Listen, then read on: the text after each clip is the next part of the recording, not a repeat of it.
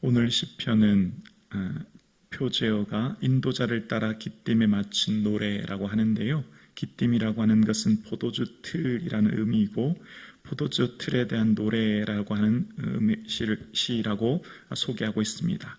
어떤 유형의 시인지는 정해지지 않는 것으로 보아 기쁨의 때, 감사의 때 이 찬양을 드렸던 것으로 봅니다. 그러니까 명절의 절기에 하나님을 기뻐하며 찬양하며 불렀던 시인 것을 알게 되죠. 오늘 본문의 시를 묵상하면 이전에 있었던 그 시편에 대한 민족의 탄식, 하나님 왜 우리 민족이 이런 고난 겪어야 하나요? 하나님 도대체 어디 계신가요? 하나님 왜 우리를 이렇게 버려두십니까? 라고 하는 지난 시간 시편 79편과 79편과 80편에 대한 그 해답이 오늘 81편에 나와 있다는 걸 금세 알게 되는데요. 지난 시간 이 시편 내용들, 그러니까 하나님 어느 때까지입니까? 이웃들에게 조롱과 비방거리가 되었습니다 라고 하는 79편, 그리고 80편에 보면 하나님 숲속에 멧돼지들이 상해하며 들짐승이 먹습니다. 주께서 지나가는 사람들을 허락하사 길을 허락하사 우리를 그 열매를 따게 하십니까? 이런 탄식, 이런 것들에 대한 답이 이제 오늘 본문에 나와 있다는 걸 알게 돼요.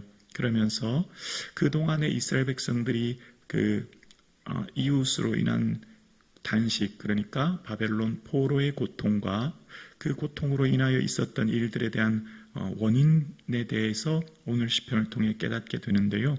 오늘 시편은 먼저 하나님을 향해 찬양하는 모습이 나옵니다.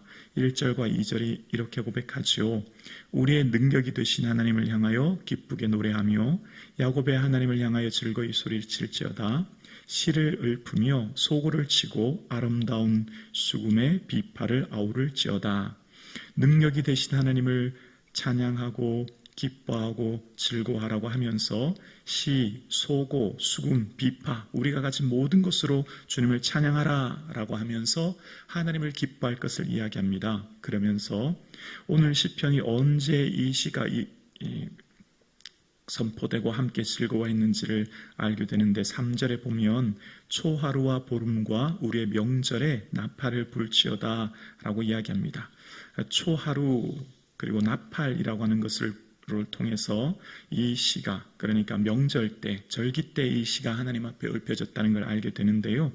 레위기 23장에 보면 일곱째 달 곧 그 달 첫날은 너희에게 쉬는 날이 될지니 이는 나팔을 불어 기념할 날이요 성회라 라고 하면서 구체적으로 이 나팔절 7월 1일 성회로 모여서 하나님의 나팔을 불라라는 내용이 나옵니다.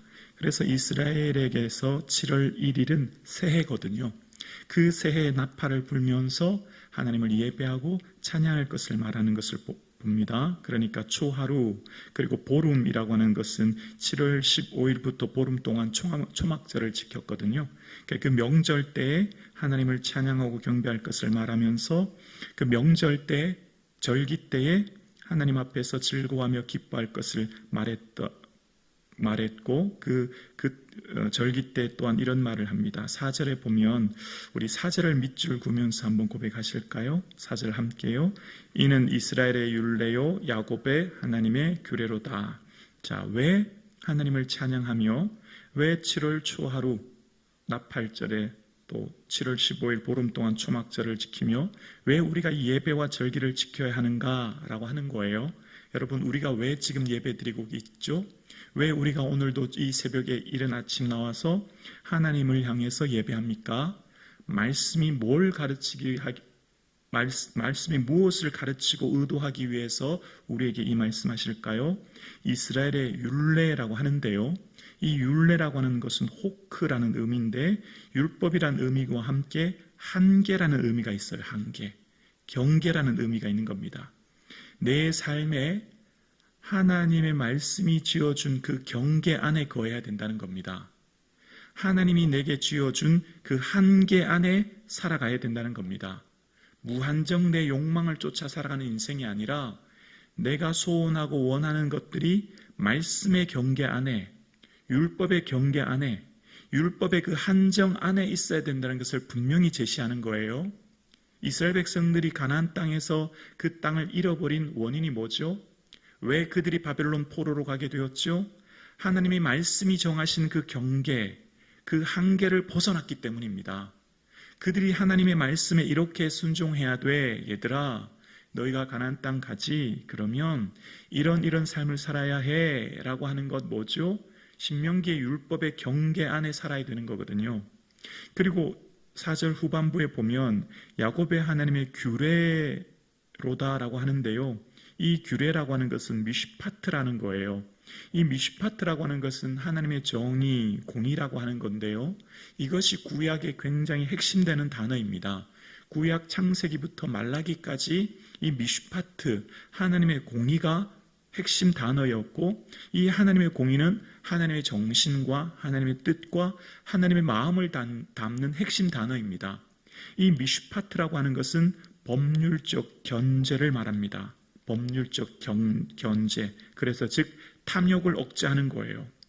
공평한 재판을 통해 법률적으로 모든 사람들의 재판을 공정하게 하여 힘 있는 사람을 두둔하는 것이 아니라 약한 사람이 억울하게 만드는 것이 아니라 공평한 판결을 통하여서 모든 사람들이 하나님의 백성으로 공의롭게 살도록 하는 법률적 견제가 이 미슈파트라는 거예요. 그래야만 힘과 권력 있는 사람들의 그 탐욕이 억제되기 때문입니다. 그래서 하나님께서 왜 절기를 지키며 왜 예배를 드리는가? 하나님을 기뻐하며 즐거워하라는 겁니다. 하나님을 기뻐하고 즐거워하며 하나님이 정하신 그 경계 안에 거하며 하나님 말씀하신 탐욕을 억제하며 누구를 즐거워하라고요? 하나님을 즐거워하는 거예요. 하나님을 기뻐하는 겁니다. 하나님을 인하여 즐거워하며 기뻐하는 충만한 삶을 살라는 거예요. 하나님을 기뻐하지 않으면 어떻게 되지요? 하나님이 전부가 아니라 부분이 되면 어떻게 되지요? 눈을 돌리게 되지요. 하나님만이 아니라 하나님 도가 되면 어떻게 되지요? 다른 우상, 다른 탐욕, 다른 것을 눈을 돌리게 되죠. 그것이 지난 시간 바벨론이 원인이었다는 것을 알게 되면서 이제 이 5절에 있었던 과거의 애굽에서 우리를 인도하셨던 하나님께서 이제 내가 알지 못했던 말씀을 들었다라고 하면서 5절 후반절에 보면 거기서 내가 알지 못했던 말씀을 들었나니 라고 하면서 이제 이 예배 인도자가 하나님의 말씀을 대언합니다. 6절에 보면 이르시되라는 표현 나오는 거 보이시나요?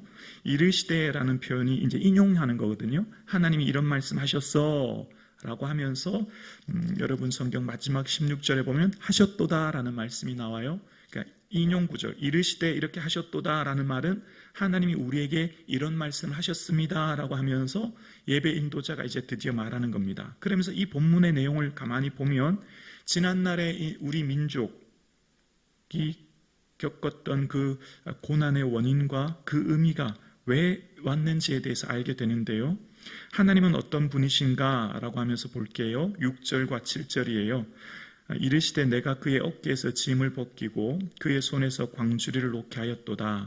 뭐죠? 애굽에서 그들의 모든 짐, 노예로서의 모든 고통의 모든 짐을 벗기셨던 하나님을 말하는 겁니다. 7절에 내가 고난 중에 부르짖음에 내가 너를 건졌고, 고난 중에 그 애굽에서 탄식하며 절규할 때 그들을 애굽에서 이끌어내셨고, 우레소리 은밀한 곳에서 내게 응답하셨으며 시내산에서 모세를 통해서 하나님께 말씀을 주셨지요. 무리바 물가에서 너를 시험하였도다. 르비딤에서 장막을 칠 때 물이 없어서 여호와께서 우리 중에 계신가 아니 계신가 여호와를 시험했던 그들에게 하나님 물을 주셨지요. 지금까지 과거에 인도하셨던 하나님의 사랑을 기억하라면서 이제 얘기하는 거예요. 얘들아, 내가 너희들을 어떻게 했니? 너희들 예전에 누구였니? 너의 노예였지? 그런데 너희들 내가 건져내줬지? 그리고 내가 너희들의 삶의 필요를 채웠지? 여기까지 인도했지? 라고 하면서 과거를 먼저 기억하라는 거예요. 하나님 어떤 하나님이었다고요? 사랑의 하나님이란 걸 지금 얘기하는 거예요. 그러면서 하나님이 뭘 원하시는지 그 마음, 그 뜻을 이제 말하기 시작합니다. 8절에 보면 내 백성이여 들으라. 내가 내게 증언하리라. 이스라엘이여 내게 듣기를 원하노라. 들으라는 말은 뭐죠? 리스닝, 귀로 듣는 것이 아닌 삶으로 순종을 말하는 것이죠. 내 삶 가운데 하나님 말씀을 행하는 것을 말하는 것이죠. 뭘 들으라고 말씀하고 계시죠? 9절과 10절에 너희 중에 다른 신을 두지 말며 이방 신에게 전하지 말지어다. 나는 너를 애굽 땅에서 인도하여 낸 여호와 내 하나님이니 내 입을 크게 열라 내가 채우리라 하였으나 얘들아 너희들은 내가 누군지 경험했지 않니? 너희들 애굽에서 건져냈고 무리바 물가에서 물을 먹였고 피를 채웠던 전능하신 하나님과 너희들 경험했지? 입을 열고 구하기만 하면 내가 너희들 피로 채울 텐데 내가 너희들에게 모든 것을 채우는 하나님인데 그런데 너희들 왜 너희들 삶에 우상을 두었니? 왜 이방신에게 절하지 말라고 했니? 라고 하면서 11절과 12절에 보면 내 백성이 소리를 듣지 아니하며 이스라엘이 나를 원하지 아니하였도다. 입만 열고 구하면 채울 것을 그런데 어떻게 했다고요? 11절에 내 백성이 소리를 듣지 아니하며 이스라엘이 나를 원하지 아니했도다. 이게 핵심이에요. 이스라엘이 누구를 원하지 않았죠? 하나님을 원하지 않았다는 거예요. 이게 결정적 문제입니다. 이제 드디어 원인이 나온 거예요. 지난 시편에 왜 응답하지 않으시죠? 왜 우리를 이렇게 방치하시죠? 라고 했던 그 바벨론 포로에 대한 절규의 상황 가운데 하나님께서 11절에 내 소리를 듣지 않고 중요한 것은 나를 원하지 않았다는 겁니다. 하나님을 찾지도 구하지도 하나님을 원하지 않았다는 겁니다. 오늘 우리의 삶에 여러분 뭘 원하고 계세요? 하나님을 찾고 구하고 하나님의 그 뜻을 알아 예수 그리스도 가시는 그 십자가의 길 가는 것이 은혜요.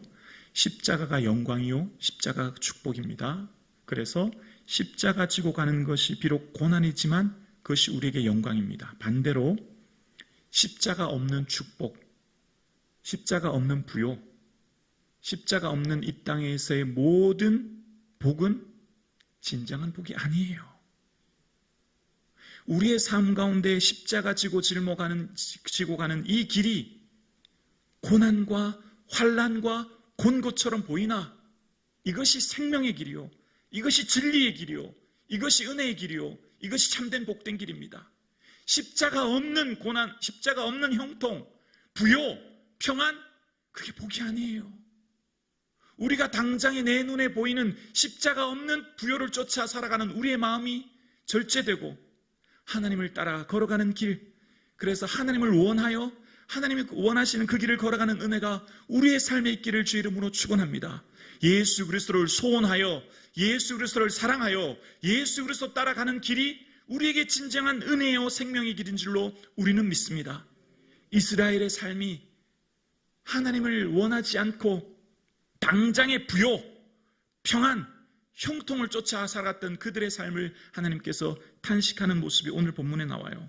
그런데 하나님은 어떻게 하셨죠? 12절에 그러므로 내가 그의 마음을 완악한 대로 버려두어 그의 임의대로 행하게 하였도다.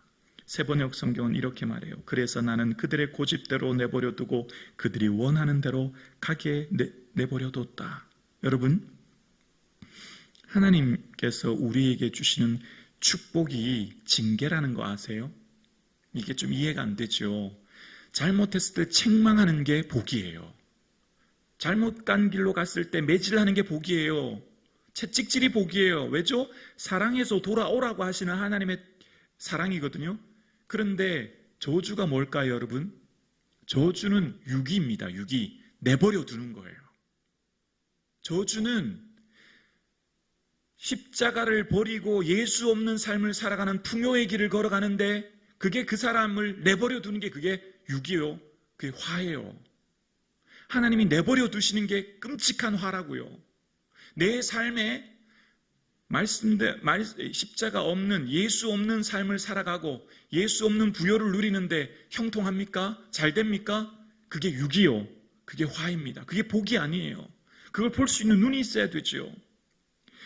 원하는 대로 내버려 두었다는 것, 그래서 그들의 삶에 가나안 땅에서의 그 원하는 대로 살았기에 그게 복인 줄 알았는데 우상을 숭배하고 타락하여 모든 것을 얻고 영토를 더 넓히고 내 원하는 대로 다 이루어져서 소원 성취가 복인 줄 알았거든요. 소원 성취가 복이 아니에요. 예수님의 소원이 나의 소원 되어서 그 길이 비록 좁고 협착하여 고난의 길을 걸어가는 것이 힘들고 어렵지만 거기에 생명의 길이 있음을 아는 것이 은혜인데, 그런데 그들의 삶 가운데 하나님께서는 그들의 원하는 13절에 내 백성아 내 말을 들으라, 이스라엘아 내 도를 따르라, 14절에 그리하면 내가 속히 그들의 원수를 누르고 내 손을 돌려 그들의 대적을 치리니, 내 말을 듣기만 해도 내가 가라는 길만 가라고 했어도 내가 원수를 굴복시키고 그들의 대적을 내가 쳤을 거다. 그게 13절과 14절의 의미인 거예요.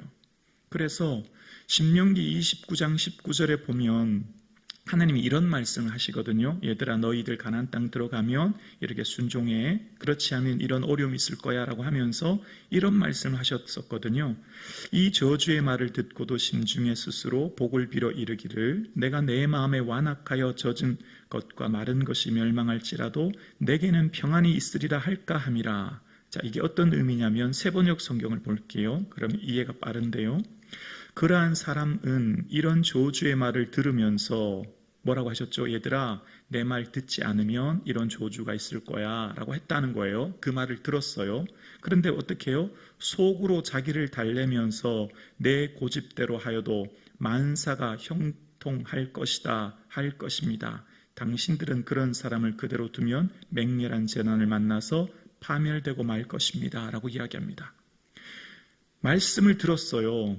이런 어려움과 저주가 있을 거라는 걸 들으면서 속으로는 뭐라고 하죠? 에이 설마 그렇게 하겠어, 그냥 내 생각대로 살면 잘 될 거야 라고 하는 것, 그것이 문제라는 겁니다. 저주의 말을 듣고도 심중에 복을 빌어 아유 뭐 그런 일이 있겠어 설마 라고 하면서 그래도 내 삶은 평안할 거야, 잘 될 거야 하는 것, 그게 그 사람에게는 화라는 겁니다. 말씀하신 대로 이루어지는 줄로 우리는 이 말씀을 믿습니다. 그래서 하나님의 말씀이 내 생명처럼 여겨야 되는 거예요. 그래서 하나님께서 말씀하시기를 하나님의 말씀을 통해 살아갈 것을 이야기하십니다. 오늘 예배하는 저와 여러분의 삶 가운데 하나님을 기뻐하고 즐거워하는 이 하루 되기는 은혜가 있기를 주님의 이름으로 축원합니다. 예수 그리스도를 믿는 이 십자가의 길이 진리의 길임을 믿고 걸어갈 수 있는 은혜가 있기를 주님의 이름으로 축원합니다.